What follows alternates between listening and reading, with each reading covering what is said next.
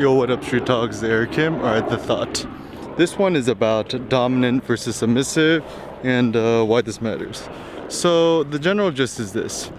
I think in life, there are some people who prefer to be dominant and some people who prefer to be submissive. And it's very interesting when we look at social relationships because, in the, I think in the BDSM or the kink community or whatever, they have somebody who's a dom, like a dominant, and they have somebody who's a submissive. And so certainly both are necessary for society. You need some people who are dominant, some people who are submissive. I mean, this is just my personal take is, I want to be dominant, I don't want to be submissive. But then the problem is modern society tells us to be submissive. It's, thou art only virtuous to the extent one is submissive. So for example, you think about almost all religions or, societies, typically the gist is, if you don't argue, you don't fight, you don't yell, you don't express your anger or whatever, then that is good and virtuous. And why is that? Because, most religions are just modes of control, or, when you're thinking about, cults, right? A cult is just a culture. And like a culture or a cult can't exist without a cult leader or leaders or a concept. And so I think, it's just a societal bias is that even in America, which is probably the most individualistic, self-centered society in the world, still, truth be told, people don't want you to be dominant. It's seen as bad. But ironically enough, when you watch all of our movies, in modern media and stuff like that, I can't speak for I can't speak for the female characters, but let me just actually talk for us men. Is the male characters, they're often seen as better. Actually, no, female characters too, right? Now, we want dominant superheroes, right? Can you imagine a submissive superhero would probably not be that fun and entertaining and to watch. But certain societal trends that I do see is, with the rise of feminism, typically the gist is we want more dominant women, but more submissive men. And it's seen as backwards or old-fashioned to have dominant men and submissive women. So, I mean, I like the idea that, regardless if you're a guy or a girl, a boy or a woman, whatever, that you could be whatever you want to be. And this is where my interjection, or this is my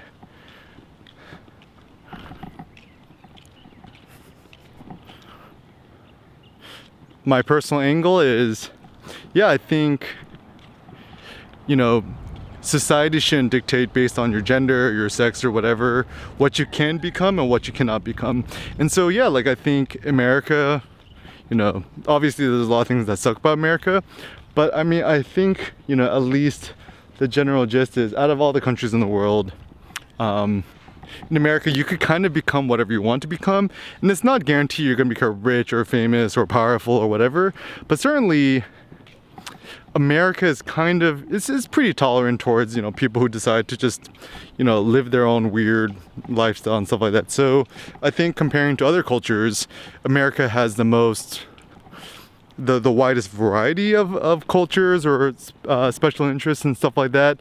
I mean, one extreme example to think about that's in some ways the opposite of America is probably Japan, where, everyone's just kind of like a keg in the machine. A peg in the machine, or was it peg in the machine, keg in the machine? I don't know.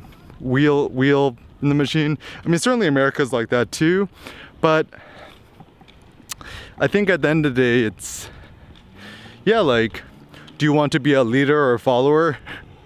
And like my best friend Kanye says, but I'd rather be a dick than a swallower.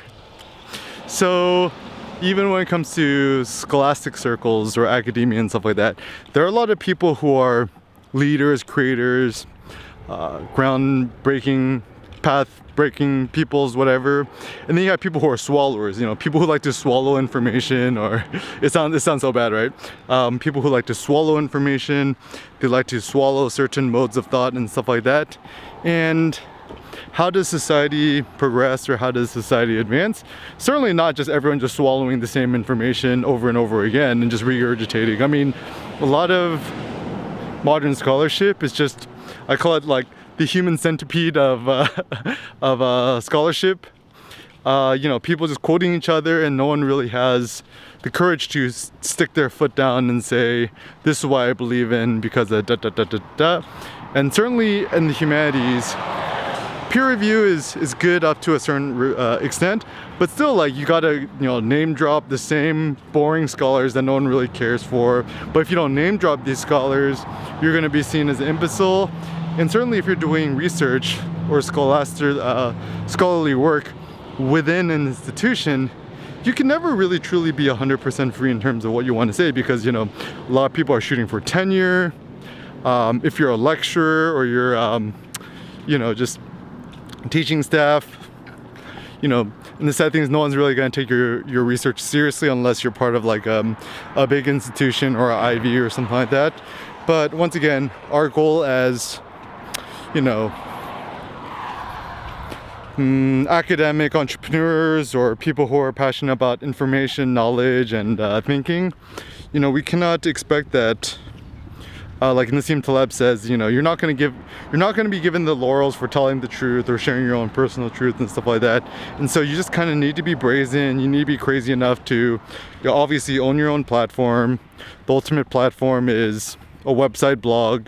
Go to bluehost.com, install wordpress.org.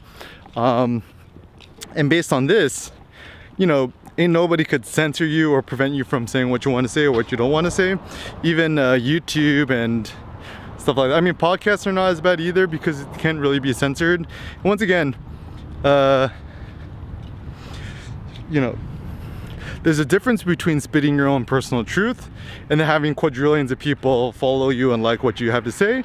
But for me, I would prefer to just not water myself down, not for anything or anybody or any ideals and stuff like that.